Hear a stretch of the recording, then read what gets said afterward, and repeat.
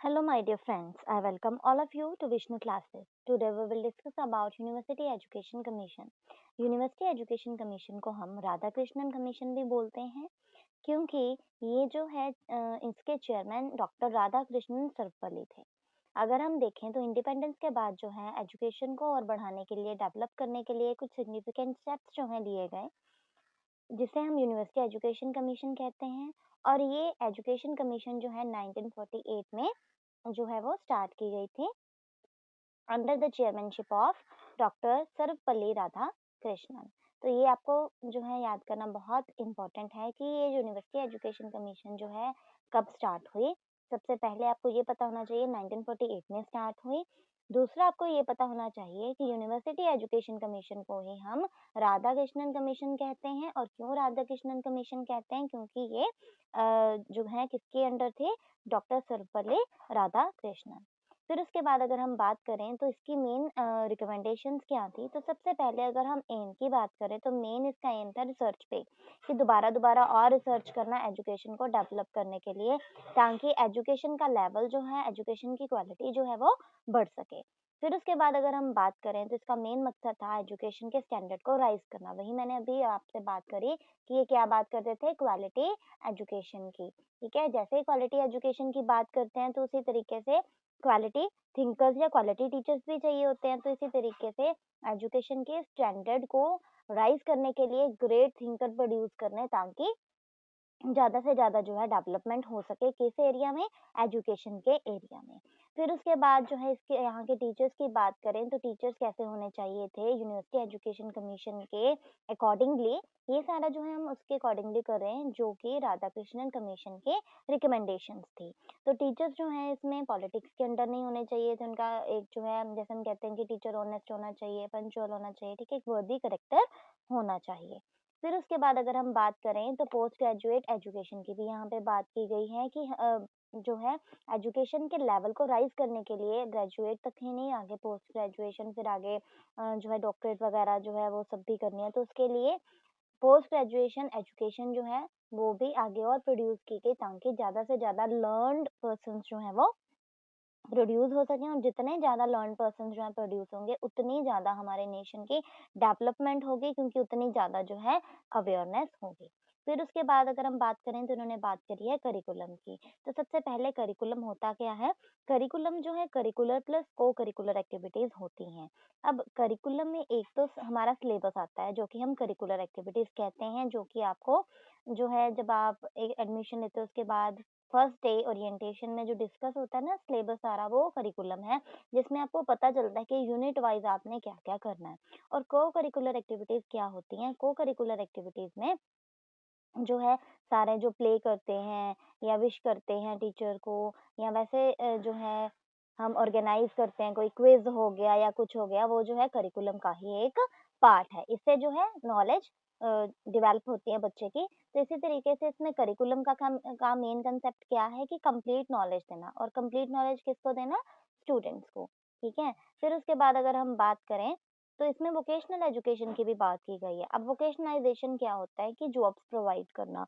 बच्चे पढ़ते हैं, क्यों पढ़ते हैं? ताकि उनको जो है आगे ब्रेड एंड बटर एम जो है वो फुलफिल कर सके, अपना जॉब मिल सके। तो इसीलिए एजुकेशन ऐसी होनी चाहिए जो वोकेशन प्रोवाइड करे आगे जाके। तो इसीलिए राधा कृष्णन कमीशन के अंडर जो है वोकेशनल एजुकेशन की बात की गई है।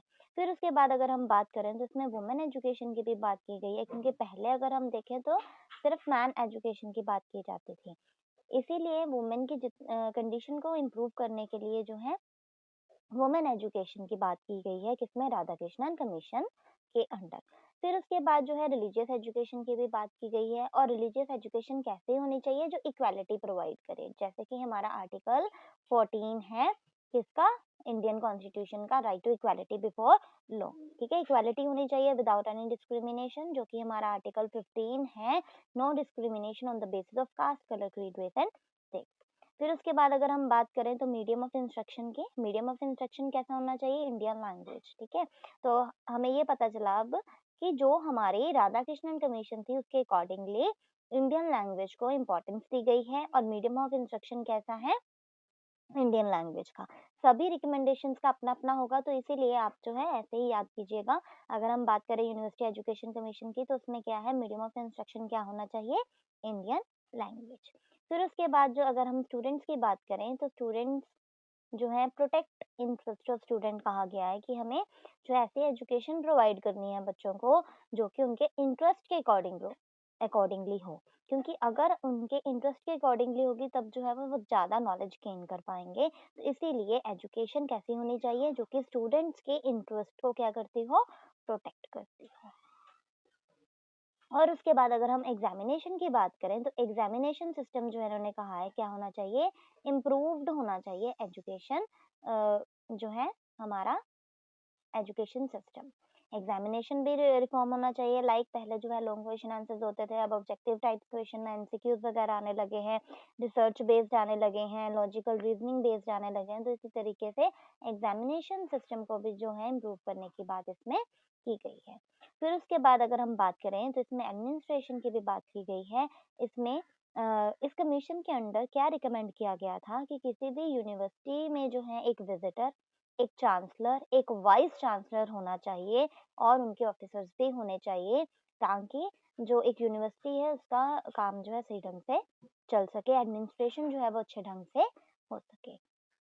फिर उसके बाद जो है फाइनेंशियल असिस्टेंस की भी बात की गई है कि ज़्यादा से ज़्यादा जो है एजुकेशन के लिए फाइनेंशियल असिस्टेंस दी जाए, किसके रूप में, ग्रांट्स के रूप में, ताकि एजुकेशन लेवल जो है वो अप हो सके और ज़्यादा। फिर उसके बाद जो है इसमें रूरल यूनिवर्सिटीज़ की भी बात की गई है, रूरल मीन्स की गाँव में जो भी यूनिवर्सिटीज़ होती हैं, तो उन्होंने कहा है कि रूरल यूनिवर्सिटीज़ जो हैं ज़्यादा से ज़्यादा और ओपनिंग जो है उसकी की जाए, किस लेवल पे, लोगों के जो रूरल एरिया है उनमें लोगों की जो जो रिक्वायरमेंट्स हैं उनके अकॉर्डिंगली रूरल यूनिवर्सिटीज जो हैं वो भी ओपन की जाएं। तो आज हमने जो है राधा कृष्णन कमीशन के बारे में जाना है। So hope you like this, please like, subscribe and share this channel for more and more videos. Thank you.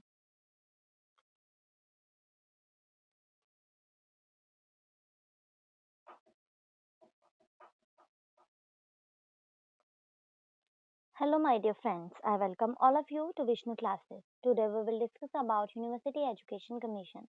University Education Commission को हम राधा कृष्णन कमीशन भी बोलते हैं, क्योंकि ये जो है इसके चेयरमैन डॉक्टर राधा कृष्णन सर्वपल्ली थे। अगर हम देखें तो इंडिपेंडेंस के बाद जो है एजुकेशन को और बढ़ाने के लिए, डेवलप करने के लिए कुछ सिग्निफिकेंट स्टेप्स जो हैं लिए गए, जिसे हम यूनिवर्सिटी एजुकेशन कमीशन कहते हैं।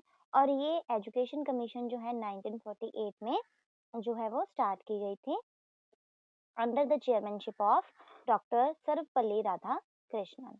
तो ये आपको जो है याद करना बहुत इम्पोर्टेंट है कि ये यूनिवर्सिटी एजुकेशन कमीशन जो है कब स्टार्ट हुई। सबसे पहले आपको ये पता होना चाहिए